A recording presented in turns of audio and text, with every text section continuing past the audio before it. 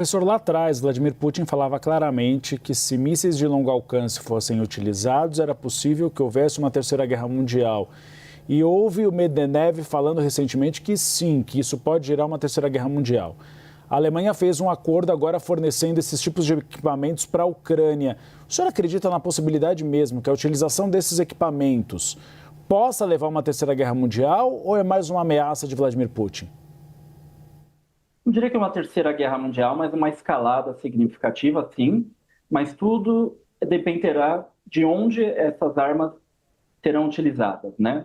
O tipo de ataque, o tipo de localidade que será atingido, né?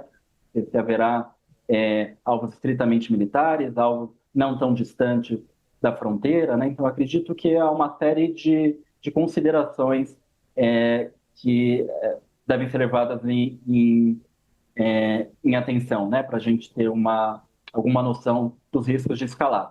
Mas eu acredito que há um risco de escalada, sim, se a Ucrânia tiver algum sucesso, né, em retomar territórios, né, por exemplo, em retomar regiões no Donbás, em retomar a Crimeia, por exemplo. Eu não duvido que se a Ucrânia tivesse algum tipo de sucesso em avançar sobre a Crimeia, a Rússia recorreria ao uso dessas armas nucleares.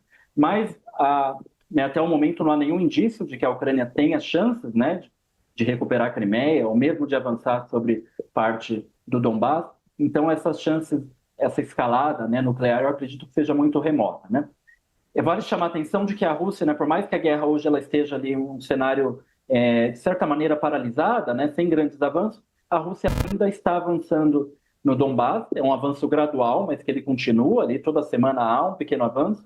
E há um avanço também numa região que antes não estava tendo ali grandes combates, mas desde a invasão que a Ucrânia fez em Kursk, né, no sul da Rússia, essa região ali ela passou a ser mais tensa, né, que é o norte da Ucrânia, a região de Sumy, né? Então hoje a Rússia já ocupa alguns vilarejos na região de Sumy, que é uma região que antes ela não ocupava, né?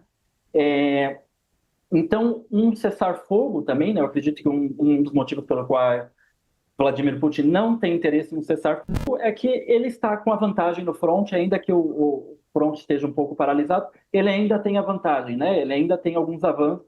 Então, um cessar-fogo ali, um cessar-fogo total, pelo menos, representaria ali a paralisação total do fronte. Ele teria que paralisar esses avanços graduais que ele está tendo. E lembrando que, apesar dele ter anexado duas regiões do Donbás, né, Donetsk e Luhansk, ele não anexou integralmente a região de Donetsk. Então, a Ucrânia ainda controla ali algumas localidades muito importantes de Donetsk, né? E o Vladimir Putin anexou essas regiões, mas ele ainda não tem o controle total dessas regiões, né? E talvez não conseguirá ter esse controle.